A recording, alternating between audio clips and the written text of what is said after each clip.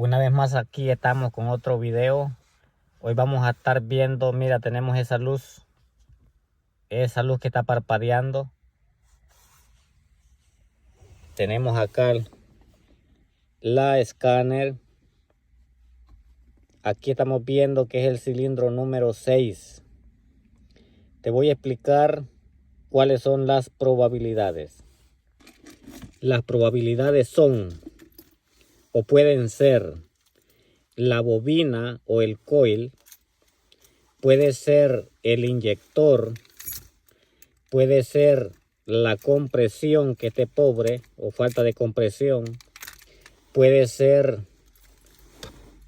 el conector que esté un cable malo o haya corrosión ahí, también puede ser el master flow o que esté liqueando o chupando aire después del master flow.